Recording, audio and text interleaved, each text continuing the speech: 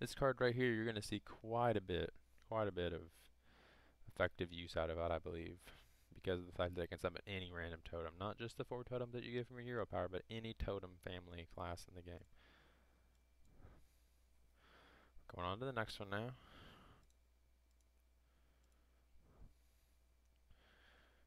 Colosseum Manager. Return this minion to your hand for the Inspire. Costs 3 to cast out.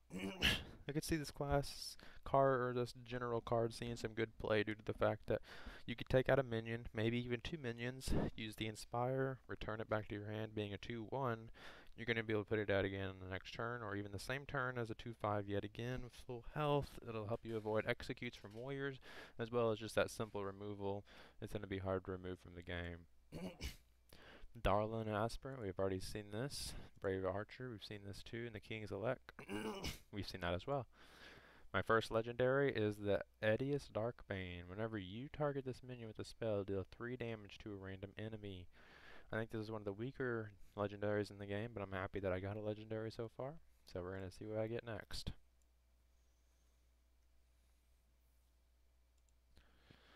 Silverhand Regent, we've seen that. We got another epic here, Arcane Blast. Now, finally, Arcane Blast sees some action in Hearthstone now.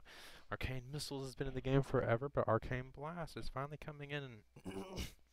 This spell gets double bonus from spell damage. Now, that's going to be very interesting to see how much damage you can actually stack up on a minion. You can pretty much eliminate quite a few with just a couple of spell power.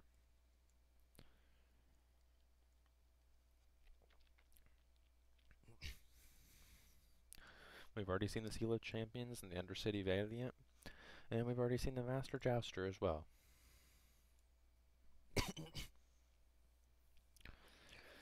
Now we're heading on over to the next card pack. We've already seen Windwalker. Lance Carrier, I believe, is new.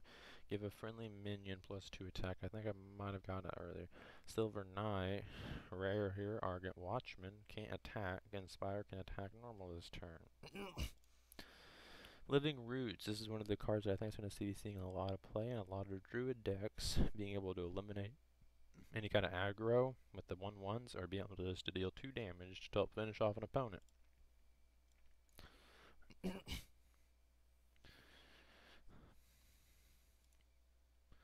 Another Totem Golem, another Teskar Totemic, Tournament Medic, that's new. Restore 2 health to your hero with the Inspire. So put that on a priest deck, you're going to be healing yourself for a turn with the Tournament Medic out. And it's a 1/8. The 1/8 is going to be hard to remove, extremely hard, especially with the fact that if you were to heal it, you would, of course, be able to heal it and yourself as well.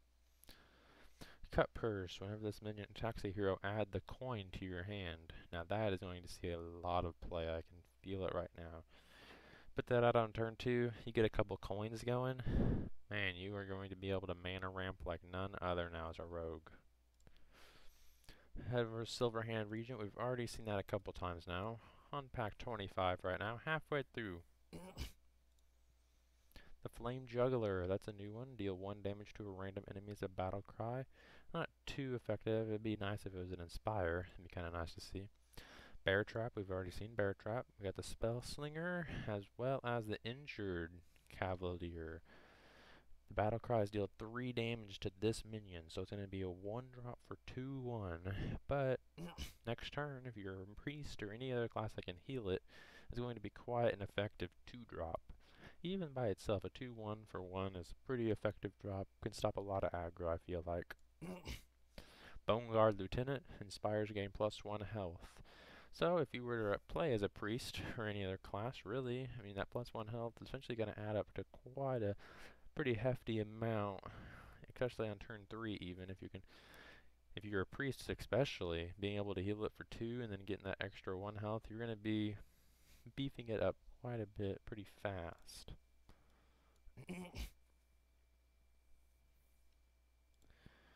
We got the Buccaneer, we've already seen that. Silver Knight, and the Armored Warhorse, and the Tournament Attendee, and the Pit Fighter is a new 5-drop for a 5/6.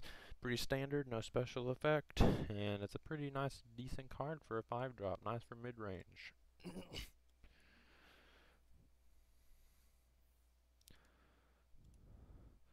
Warhorse Trainer, we've seen that. We've seen all three of these so far. Got another epic here, the Koldara Drake. You can use your hero power any number of times for 6/6/6. I believe this is going to see quite a bit of play, especially in spell power decks and the ones that beef up the spell power as well as the ones that beef up the ability, your Mage's Fire Blast.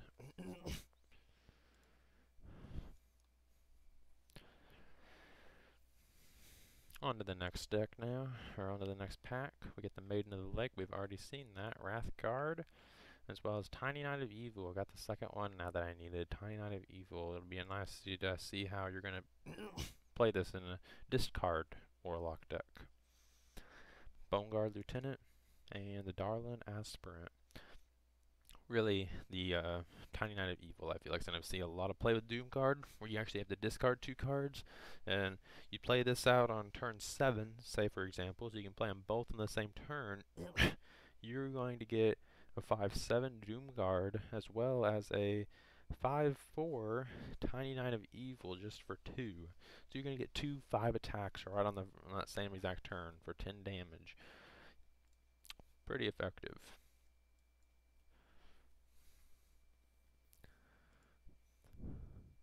We got the Lights Champion. That's a new card I haven't seen yet. Battlecry is Silence a Demon.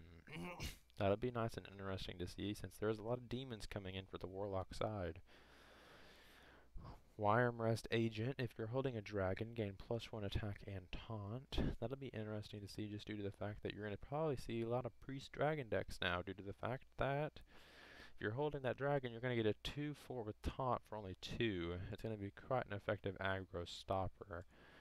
Fearsome Doomguard, Ice Rager, and the Warhorse Trainer. I feel like with a lot of these cards now, aggro is going to be having a lot of issues trying to keep the board control now, because they're going to have to, a lot of aggro decks were always trying to get that board control and then go straight face, but to get that board control now, I feel like it's going to be extremely difficult for a lot of aggro decks that just try and take control of the board and then push. Face Hunters might not see as much of an issue, but I mean, there are some pretty beefy cards and a lot of taunts that seem like they're coming into play right now.